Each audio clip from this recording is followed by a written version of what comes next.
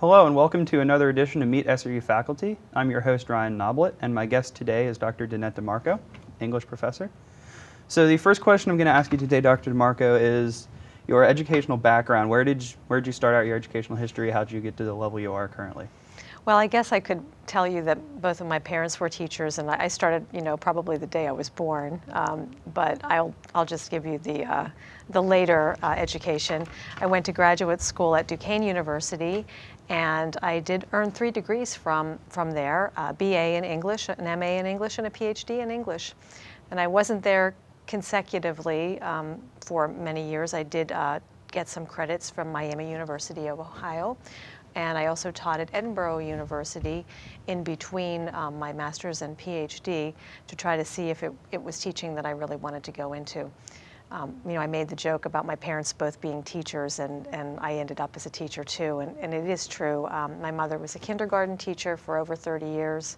My father was a shop teacher and a school administrator after that for a very long time. And the joke in my family is that someone had to teach at the university level since we hit early ed, high school, and now this. So.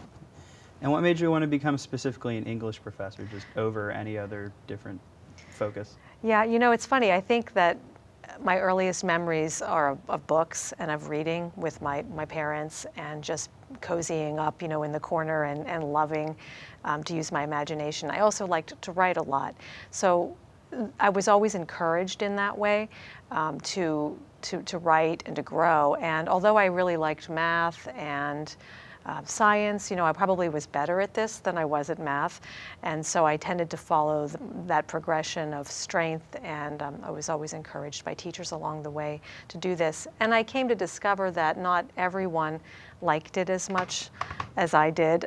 There were friends of mine along the way and who had trouble. And I started to realize that I was helping them, and I had something perhaps to offer them in terms of literacy. And what brought you here to Slippery Rock University? Because you said you taught at Edinburgh. I did. I taught at Edinburgh in between my master's and my PhD to see if I liked it. And I left Edinburgh to go and complete my PhD. And I guess I could say I got lucky by being able to get a job at Slippery Rock. It was just one of the places I applied. I never thought that I would be working in Western Pennsylvania because I was actually born and raised here. And usually that doesn't happen. So it was fortuitous, I guess, that I ended up here. And I'm actually very glad to be here in my 19th year. And I love the students and the campus. And what classes do you teach in the English department? And some of the, I'm assuming not all of our viewers will know what some of the classes entail. Right. So if it's one that isn't like college writing, I guess go a little bit into that. Okay. As well, I do teach college writing and interpreting lit, which most people who aren't majors, as you said, know. But I also teach a host of courses. One of my favorites is world literature. It is designed to be a course that does not look at American or British literature, because traditional literature courses in the major tend to look at American and British literature. So the course goes outside of that and looks at Japanese, Chinese, Indian, some African literature, areas of the Caribbean, South America, tries to hit other portions of the world to grow a wider way of thinking about literary studies. It's a lot of fun. I do it face-to-face. I also teach it online, and I had a great experience recently where the course got its first national certification for Quality Matters, which is a really big deal. It's like a stamp of approval that says this is a nationally recognized online course. And we have it here now, so I'm very proud of that, and I'm hoping students sign up for it. Okay. You are the faculty coordinator for the Center for Teaching Excellence. That is correct. Yes, I am. Could you go a little bit into what that entails? Is it mostly, is it for education majors, or is it for professors here, or what exactly do you do? Yeah, it's for faculty on our campus for professional development. And I work with the director of the program, Brian Danielson, who is an instructional designer, and he wears a lot of other hats as well. And as the faculty member in that 2-part team, I coordinate sessions on teaching or pedagogy with faculty on campus, and faculty will come and talk with other faculty members about things that they're doing in their classrooms. We run a program throughout the year called Teaching Conversations, and we advertise them and We might get a faculty member, say from history or from physics, who comes in and talks specifically about a strategy that they're using that's successful in a classroom. Or they might say, hey, this is something I want to work on, and I'd like to talk with other faculty about this who are experiencing similar maybe problems or issues of concern on this topic. And faculty get together so many times every so many months, and they talk for about an hour and a half about teaching. And it's a lot of fun because I think professors are so caught up in their content areas that to actually talk about the strategies of teaching with one another and to find the time to do that it's pretty nice to be able to do that. Okay. And do you have any other responsibilities within the English department or within the college in general? Well, yeah. I guess I do a lot of service within the department.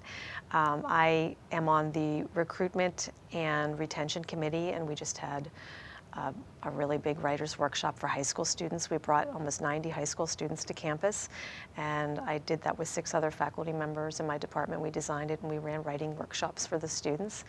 I serve on our literature assessment subcommittee, and that basically allows faculty to look at the programs that they're teaching in this case the literature program, and try to figure out where we need to improve the curriculum, where we think the students are succeeding and what we're doing right, and where maybe they still need some more help and what we need to change to make it better for them.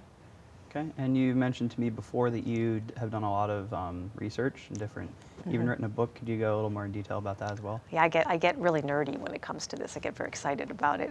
Yeah, Dr. Barter-Smith and I just came out with a collection, an anthology, I guess you could say, or an edited collection that looked at questions of intertextuality, which would be kind of like how old literary texts show up in new forms. So an old story might show up in a new book as a new story, or it might show up in a film adaptation or a play adaptation. And we got writers from all over the world, and we published, I think it's 18 essays are included in the book. We each contributed one of our own essays, and we edited everyone else's work, and we wrote the introduction, and that came out last fall. And then I'm also currently working on a piece that looks at the questions of the graphic novel and how to use that in the literary classroom, because graphic novels bring a lot of the visual or the image side to reading, and I think a lot of students are visual learners, especially in the digital age, and it's nice to be able to blend text, printed text, with image. So I'm doing some work with that right now as well. You mentioned the film adaptations and things like that. I understand you teach a literary piracy course. Oh, yeah. Could you go and do a little, is that a course you're going to try to get there in the program commonly, or is it just the selected topics? It does fall under selected topics, and for now that's where it's going to stay, and I think it holds its ground really nicely next to other courses like the graphic novel or Arthurian literature or the trickster myth. So that's a rotating topic. And the cool thing about these selected topics is that it's open to any student on campus who's looking for enrichment credit and is just interested in the topic or maybe learning more. It's a 200 level class, so you're not necessarily coming in as a non-major into the world of a major and thinking, oh my goodness, I'm not going to be able to talk about this. Yeah, I almost took that course actually because I looked into it and I was like, piracy, it's like comm major, we talk about that. You better believe it. And we do talk about questions of piracy in terms of copyright issues early on in the class. And that sort of leads into discussions of the development of professional authorship and when authors really started to get paid historically for the work that they do, as opposed to just doing it, in the Greek tradition to instruct and please and not get any money for it, or to do it as an intellectual. So we do talk about professional authorship, and that side of piracy and stealing becomes a sort of fun issue in the literary world, because it's true that you've heard that phrase, there's no new idea. Writers read a lot, and they do borrow and take other ideas from things they read, and there are stories that resemble other stories in sometimes very clear ways, but they're also very new. And even film adaptations, they change things, even if they borrow the story. We just got done looking at Perks of Being a Wallflower, and the students read the book and they watched the film, and there's some scenes that are right out of the book, in the film, but then there's some digressions and other sort of additions, like a scene in a truck going across the Fort Pitt Bridge that's not exactly in the book that way, but it still works. you know, and it still does something for the contemporary audience. Right. I usually end my interviews by asking any advice. Do you have any advice you'd give to students who are stressing out about taking college writing, interpreting lit, any other required English courses? Absolutely. Just one, always do the best you can. Talk to your teacher, right? Because communication is the way to ensure that you're going to get better, you will improve. I think if you show that initiative, people will want to work with you and they'll want to help you.